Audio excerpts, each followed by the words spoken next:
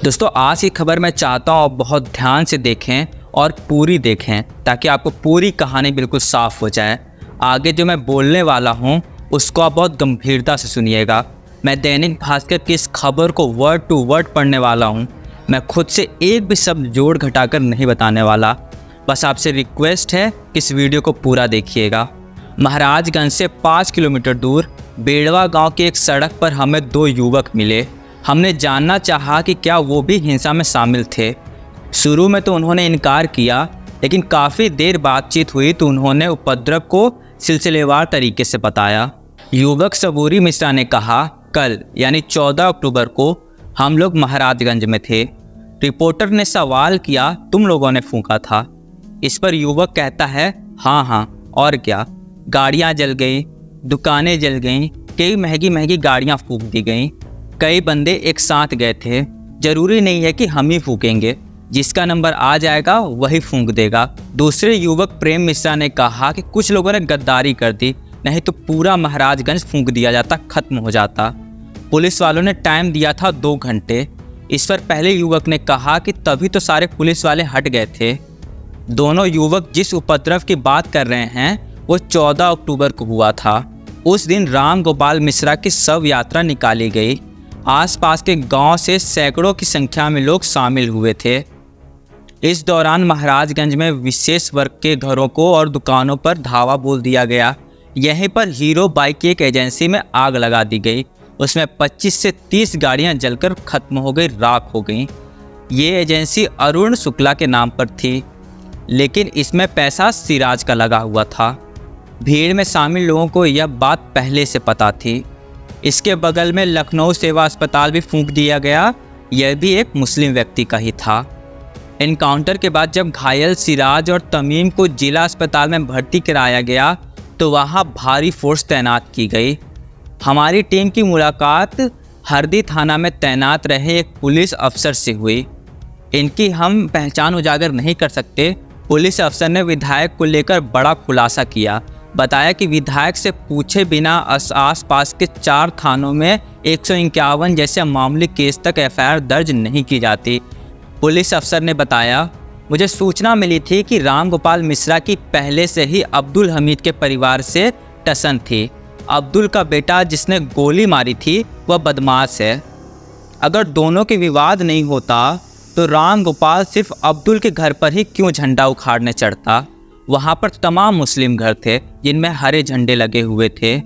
हमने इस हिंसा में लापरवाही पर हटाए गए तत्कालीन थाना प्रभारी एसके वर्मा से मोबाइल पर बातचीत की।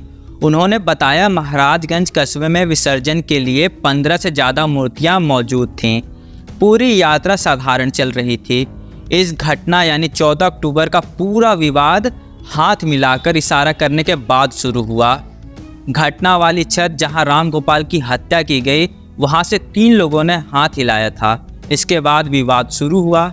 मैंने उसी समय कहा था कि मुकदमा लिखवा दे रहा हूं, लेकिन अब गाना बजाने की बात सामने आ रही है। मुझे नहीं पता गाना बजाने की बात कहां से सामने आई। जुलूस में बवाल होने से पहले एक व्यक्ति आया और निकल गया।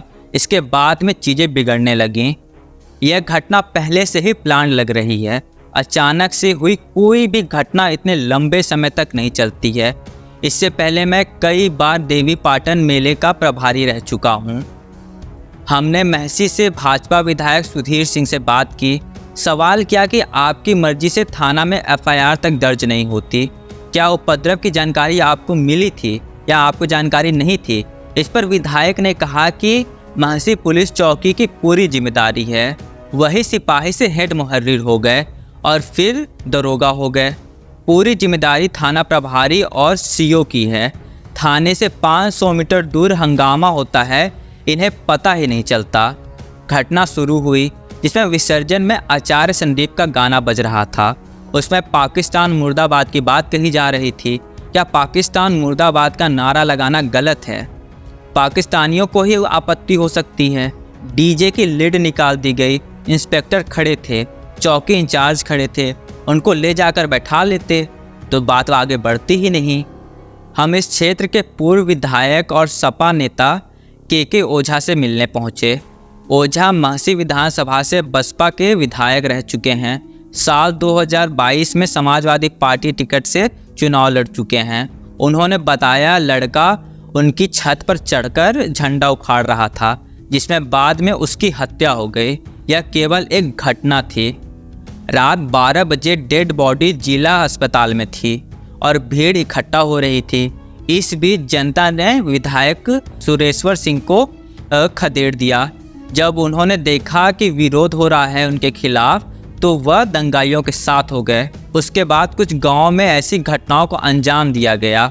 2-2 किलोमीटर तक आग लगाई गई। हम थाना हरदी पहुंचे, जहां थाने में तैनात मुंशी मिले। मुंशी से हमने हिडन कैमरा पर बात की। उन्होंने कहा कि इस विसर्जन के दौरान महाराजगंज कस्बे के पुलिस बल की कमी थी। केवल हमारे एक ही थाने की पुलिस वहां पे तैनात थी, मौजूद थी। उन्होंने कहा हमारे क्षेत्र में 4 जगह पे मूर्ति विसर्जन होती है, जिसमें महाराजगंज पहले से ही सेंसिटिव रहता है। हम लोगों ने जिले के अतिरिक्त पुलिस बल की मांग की थी, लेकिन वह मांग नहीं मानी गई। इससे पहले हम लोगों को अतिरिक्त पुलिस बल मिलती रही थी। हम अपने थाने और चौकी के पुलिस के साथ ही पूरे कार्यक्रम को करवा रहे थे, क्योंकि हमारे कस्बे में 15 से अधिक मूर्तियां थी। उसी तरीके से पुलिस बल को जगह जगह पर मौजूद किया गया था। अब हम महसी तहसील के एसडीएम अखिलेश सिंह, अब जो हटा दिए गए हैं, उनसे मिलने पहुंचे। वह भी इस घटना में चोटिल हुए थे। हमने उनसे इस कार्यक्रम में हुई तैयारी के बारे में पूछा, जानकारी ली। उन्होंने बताया पुलिस की कमी थी या नहीं थी, यह हमारे विभाग की बात नहीं है। हमने अपनी तहसील क्षेत्र में 2 मजिस्ट्रेट तैनात किए थे। महाराजगंज में परंपरागत तरीके से मूर्तियां विसर्जन के लिए पहले से ही जाती रही हैं। इसमें कोई नई बात या नई प्रथा नहीं है। इस घटना के आधे घंटे बाद हम खुद मौके पर पहुंचे।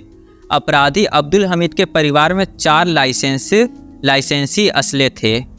अगले दिन 14 अक्टूबर को जब हिंसा भड़की, तो हमने अपनी तरफ से पूरी तैयारी करके रखी थी। प्रशासन स्तर से कहाँ चूक हुई, ये समझने के लिए हम स्पेशल इन्वेस्टिगेशन यूनिट पहुँचे। यहीं हमारी मुलाकात केंद्र प्रभारी से हुई। हमने इस हिंसा के बारे में छिपे हुए कैमरे पर कुछ बातें पूछी, कुछ सवाल किए।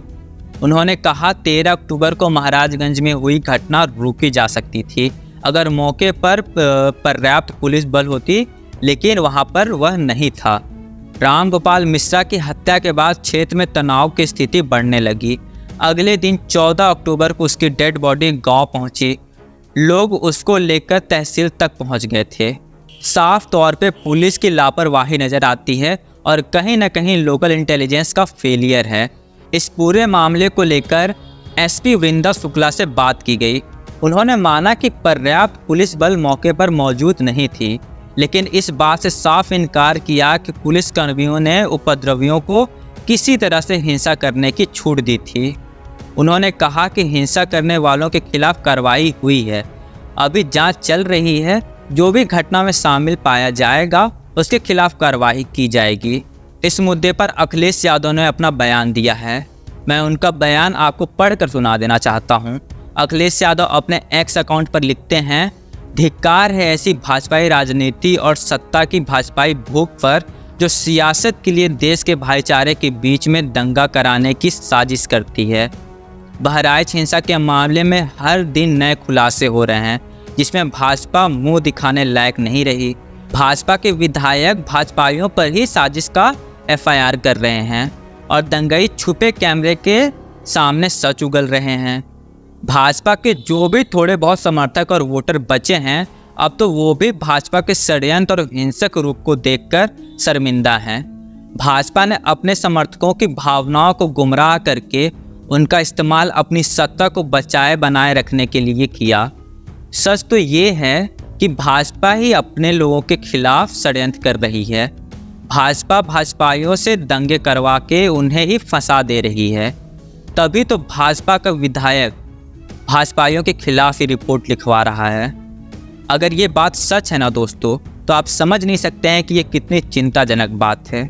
जिन लोगों के ऊपर दारोमदार है कि वो लोगों की सुरक्षा करें, समाज में शांति बनाकर रखें, वही पुलिस वाले उपद्रवियों के साथ मिलकर हिंसा को होने दे रहे हैं। दोस्तों किस लेवल पर प्लानिंग करके हिंसा को भड़काया गया है, मैं पढ़कर हैरान हूँ। मैं हैरान हूँ कि किसी के अंदर का इंसान नहीं जागा।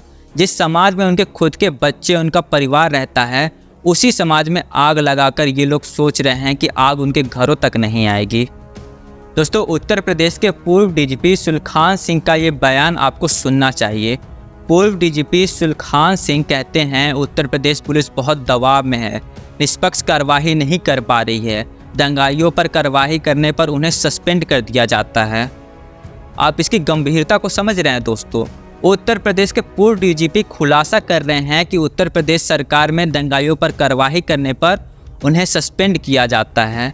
क्या हालत बनाकर रख दी गई है पूरी कानून व्यवस्था की। और अगर आप ये सोच रहे हैं कि इस हिंसा के पीछे की वजह क्या है, तो इसकी वजह बहुत आसान है दोस्तों। उत्तर प्रदेश में 9 विधान सीटों पर उपचुनाव होने वाले हैं और भाजपा सरकार किसी भी कीमत पर इन 9 सीटों को जीतना चाहती है। अगर आप इसको सिर्फ इस नज़रिए से देख रहे हैं कि आखिर 9 सीटों से उत्तर प्रदेश की सरकार में क्या ही बदलाव आ जाएगा, तो आप बहुत गलत हैं। इसको समझने के लिए आपको वक्त में 4 महीने पीछे जाना पड़ेगा। लोकसभा चुनाव में उत्तर प्रदेश में भाजपा सरकार को जनता ने सिरे से नकार दिया। इंडिया गठबंधन ने बहुत बेहतरीन प्रदर्शन करते हुए भाजपा को उत्तर प्रदेश में मात दे दी। जरा सोच कर देखिए, जिस राम मंदिर के मुद्दे पर भाजपा पूरे देश में वोट मांग रही थी, लोगों को बांटने का काम कर रही थी, उसी अयोध्या में भाजपा का कैंडिडेट हार जाता है। प्रधानमंत्री मोदी तक को बहुत मुश्किल से जीत मिल पाई थी। और ये क्यों हुआ था दोस्तों? ये हुआ था अखिलेश यादव और राहुल गांधी की नफरत के खिलाफ छेड़ी हुई जंग की वजह से, पीडीए की राजनीति की वजह से, यानी पिछड़ा, दलित और अल्पसंख्यक। इस रणनीति ने इतनी बुरी तरह से डैमेज पहुंचाया था भाजपा को कि उनकी सरकार नायडू और नीतीश के बैसाखियों पर आ गई। 400 पार का दावा करने वाले सत्ता के बहुमत को भी छू नहीं पाए। और इसकी सबसे बड़ी वजह थी कि लोकसभा चुनाव में हिंदू मुसलमान में फूट डाल के वोट मांगने की राजनीति सफल नहीं हो पाई। इस वक्त भाजपा में प्रधानमंत्री मोदी और अमित शाह के बाद अगर सबसे बड़ा कोई चेहरा है तो वो है मुख्यमंत्री योगी आदित्यनाथ। और योगी आदित्यनाथ की गुजरात लॉबी से कुछ खास अच्छे रिश्ते हैं नहीं। अगर योगी आदित्यनाथ को मोदी जी के बाद प्रधानमंत्री की गद्दी पर बैठना है तो उनको अमित शाह के आगे रेस में निकलना होगा। और उसका रास्ता साफ है, हिंदू मुसलमान की राजनीति को आग दो, दोबारा से लोगों में फूट डालो, लोगों के मन में एक दूसरे के लिए नफरत पैदा करो ताकि उपचुनाव में वोट हिंदू मुसलमान के मुद्दे पर पड़े। योगी जी को साबित करना है कि अब भी वो अपने दम पर वोट हासिल कर पाते हैं। और अगर उन्होंने उपचुनाव में ज़्यादा से ज़्यादा सीटें जीत ली तो उनके लिए ये लोकसभा में हुए डैमेज को रिकवर करने का काम करेगी। और इसी राजनीतिक फ़ायदे के लिए पूरे उत्तर प्रदेश को नफरत की आग में झोंकने का काम किया जा रहा है। दोस्तों मैं तो शॉक्ड हूँ ये सुनकर कि हिंसा को फैलाने के लिए किस लेवल पर प्लानिंग की गई थी। दोस्तों इस खबर को आप अपने करीबियों तक जरूर पहुँचाएँ। अपना ध्यान रखें और समाज में नफरत को फैलने से रोकने के लिए अपना योगदान देते रहें। आज के लिए बस इतना ही। मिलता हूँ आपसे फिर किसी और नए खबर के साथ। बहुत बहुत धन्यवाद।